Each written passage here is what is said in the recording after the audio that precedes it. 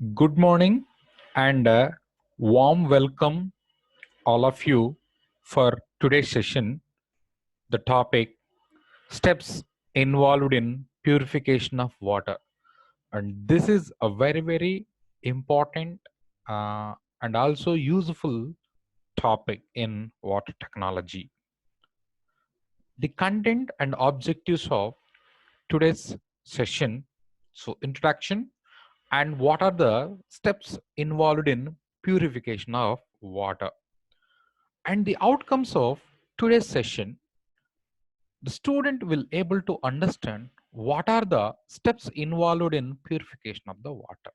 Okay, let us entering into the actual section, that is introduction. So previously we observe or we learn about the potable water standards. So the potable water means the water which is fit for drinking purpose. So drinking water should maintain some standards that are given by World Health Organization, WHO, or ICMR, Indian Council of Medical Research. So we need to maintain some standards for the potable water. Why? Because these are, those are drinking water. So that in order to maintain that potable water standards, so we go for the purification methods. So what are the steps involved in the purification of the water?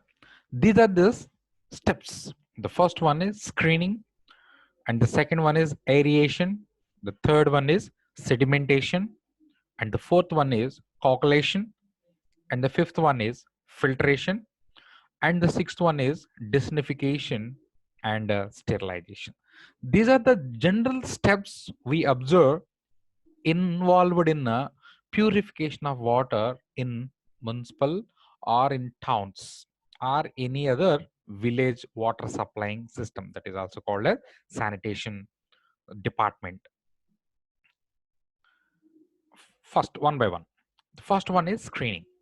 So generally the water, the raw water which we take from either pond or river. So when we take water from pond or river, so those may be having a solid particles or dead animals or dead fishes or any other wood pieces or leaves, stems, etc, etc. So in order to screening, that is a very important, that is called as screening, the process of removal of solid floating impurities such as dead fish and animals, wood pieces, weeds, leaves present in the water. So we need to screen. After screening, the second step is aeration.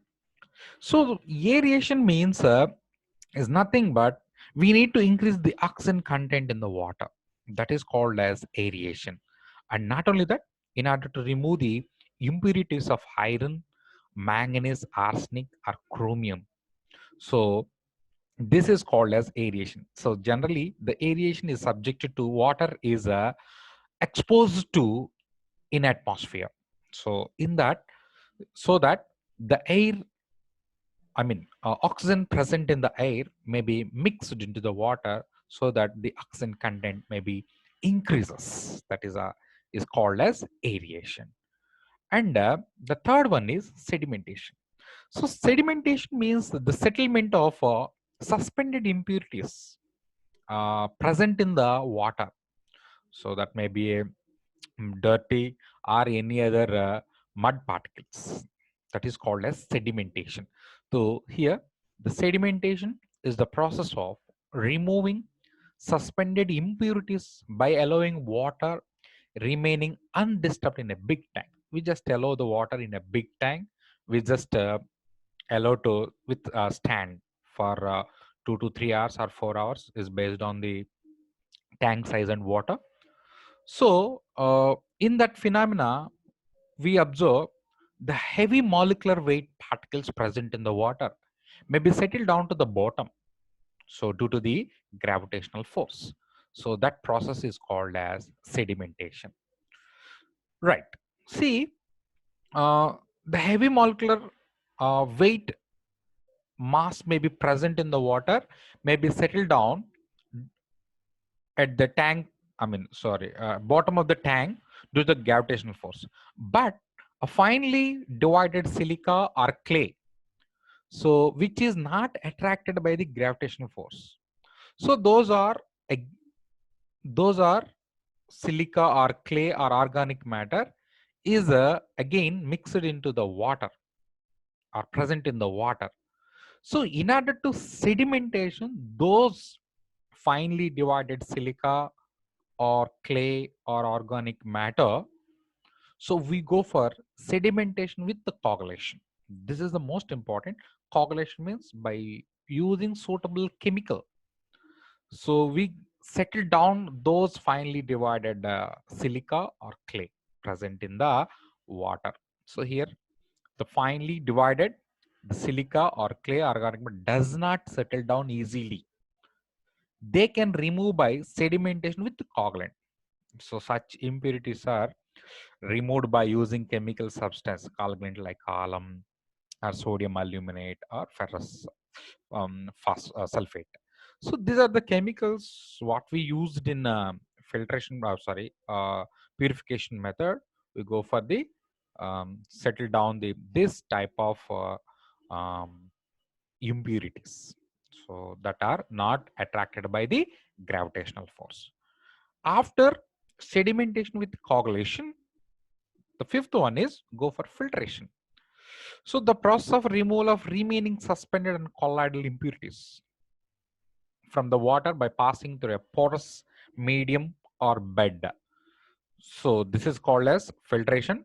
It may be two types. Filters is used to treatment gravitational filtration or sand filtration, whatever based on the circumstances. We go for gravity filters or sand filtration. Generally in municipality or sanitary department, they are used mainly sand filtrations by using a pressure filters. Usually, say here, the sand filters are used.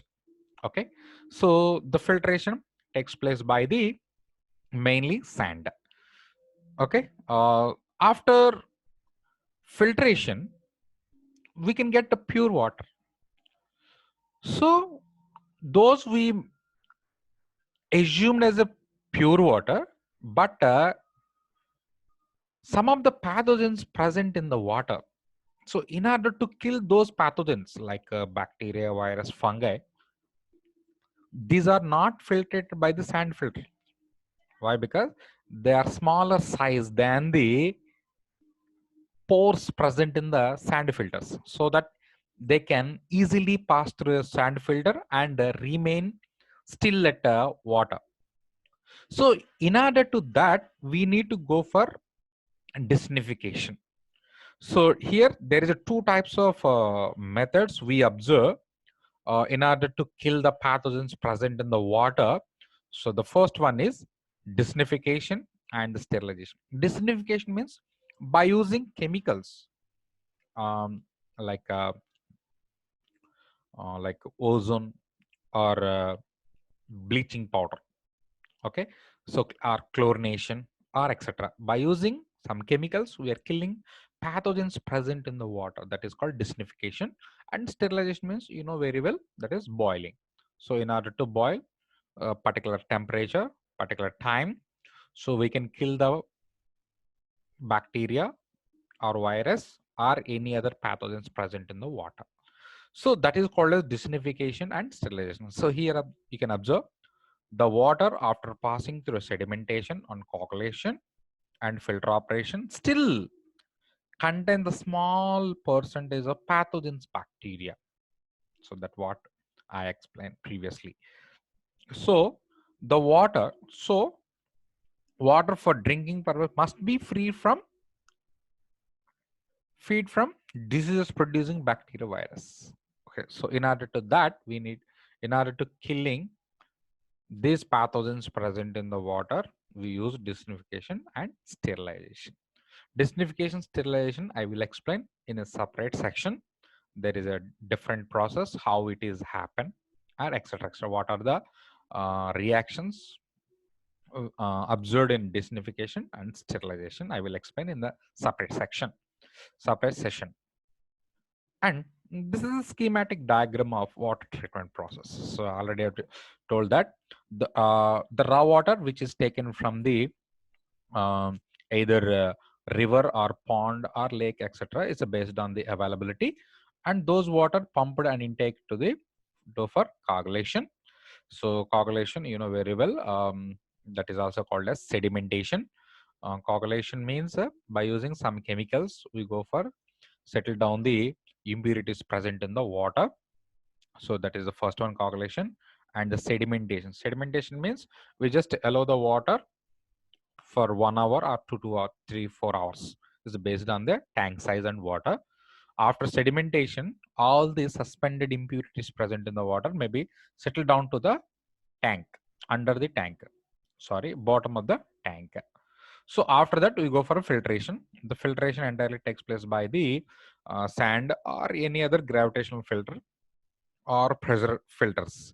So after filtration we go for the designifications. So designification here, we are killing pathogens or bacteria or any other virus present in the water. So that is called as designification.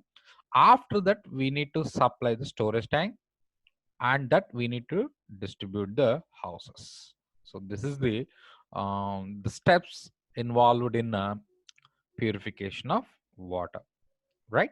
So you just clearly observe in this picture what actually happened in municipalities, water supplying or sanitation departments, right? So here, what are the sludges? What that means, the settled down sedimentation. We collect another tank and we can disposal, or any other process we use, different process we are going to use, or disposal process maybe takes place, right? And that's all about the steps involved in purification of water. You just self-assignment. So what are the steps you observed in water purification? You just write out. Thank you very much. And in next section we go for designification and sterilization methods, as well as another purification of water method, that is RO and electrodialysis. Thank you very much.